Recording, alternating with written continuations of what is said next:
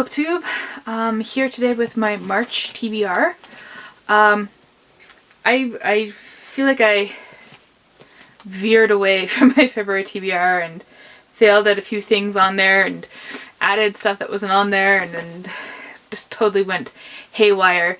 Forgot about Canada Reads and ended up with like a list of 15 books long, and I didn't read all of them. I did read a good amount, but this isn't my February wrap-up. This is my March TBR.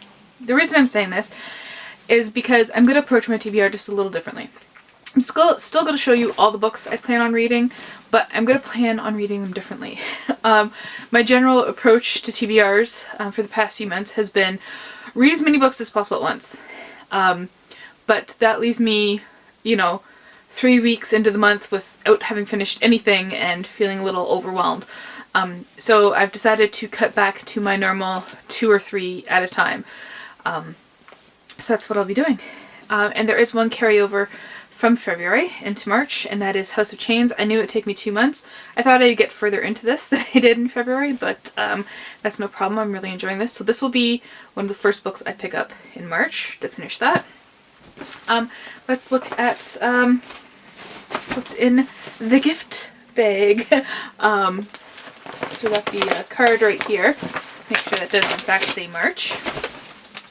And let's check out which digital things we'll be reading this month. Here's my nice little blue card. Oh yay, only 3 things in here. And the battery's dying, so I'm gonna go change that and then we'll come back and read the card. New battery in. Who thought you could, film 2 almost hour-long videos on one battery and then continue to film on it? I thought you could. Apparently you can't. So here are my audio and ebooks and e-comic. The e-comic I'll be reading this month is 27. And I totally forgot to explain what 27's about.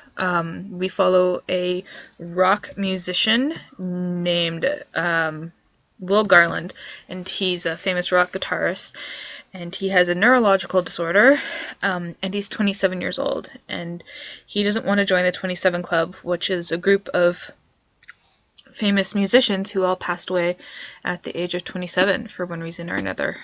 So it sounds really interesting. I love rock music, and it'll be really interesting comic to read, I think. I'll let you know at the end of the month. I'm also going to be starting Fables this month. I have that written in my reading journal, but not on this card because it was something that happened I thought about doing afterwards. And I realized something this month that I do really want to read more e-comics. I was really craving that. So yeah, I'm glad I got at least 2 here. So 27 actually I think is 3 volumes, I believe. And then the audiobook is Will in the World, which is about William Shakespeare. And then the ebook is The Hanjin Murders, which is a classic mystery detective novel from Japan. So that's cool. Look forward to those. The audiobook I'll start right away, and that doesn't count towards my 2 or 3 books at a time. Otherwise, that's a separate thing. So let's get into the presents. There's some unwrapped ones here. We'll go there first. I decided I want to read more Terry Pratchett. So I got Guards here. This is the first in the Night Watch, I believe. I hope. That's what I'm hoping. Yeah, this seems to be book 5 overall. So that would make sense that that's the first one. They're making the Night Watch into a TV series, I believe. So that's exciting. Let's see what other unwrapped books we have here. Oh, this is my reread, the Iliad by Homer. Yeah, I got this edition told in verse that I read back in high school. And cool, I have notes in there from university. Translated by Robert Fitzgerald. That'll be cool. That's a reread. So that's... to be honest, rereads are really low on the priority list. My religious text is The Sins of Scripture by John Shelby Spong? Sure.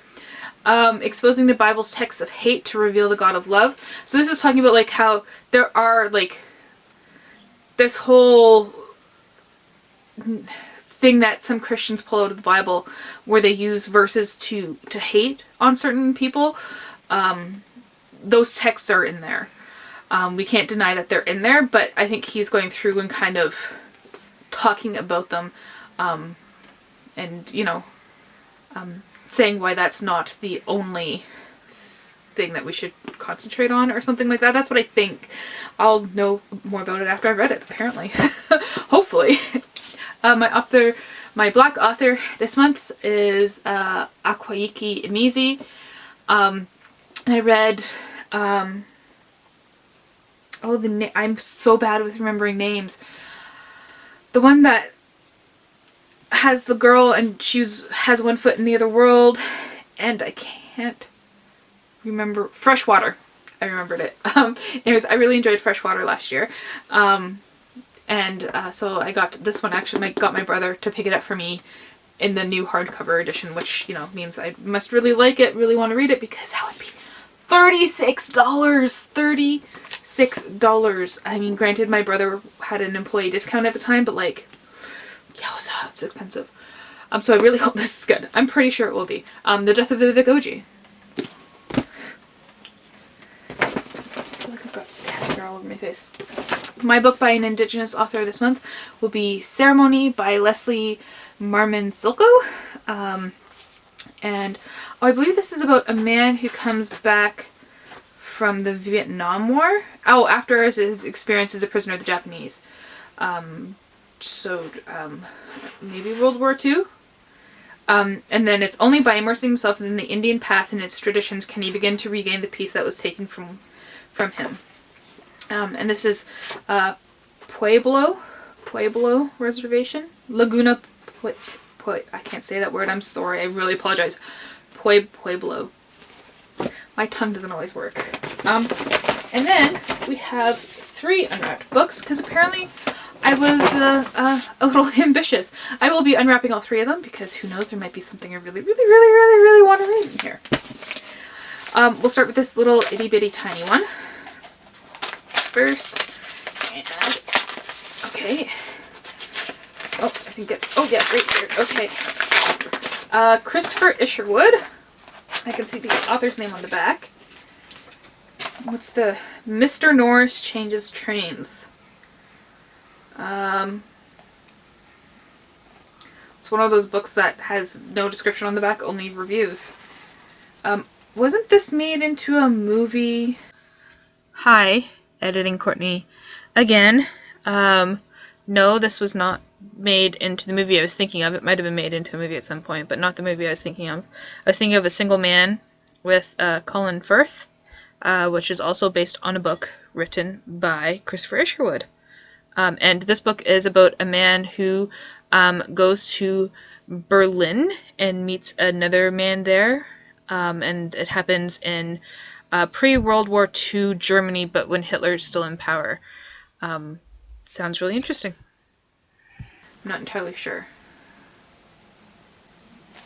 We'll find out. Maybe. Maybe this rather chunky one. I'm gonna open it like this. And this is, oh, look at that! Okay, this is one that I do want to read. I know this movie is completely lambasted, but it is one of my all-time favorite movies, Queen of the Damned. So this is the movie cover of the Anne Rice novel. It introduced me to so much good music. I'm excited now. I think this, I might pick this up like almost right away. Anne Rice unleashes Akasha, the Queen of the Damned, who has risen from a 6,000-year sleep to let loose the powers of the night. Akasha has a marvelously devious plan to save mankind with a vampire Lestat as her lover, in this extraordinary sensual novel of the complex, erotic, electrifying world of the undead. And last book on here, we will, oh, it's white. Okay, you can see it there. Can you see it? Vintage. Indigo by Marina Warner. And I think I saw this on someone's channel.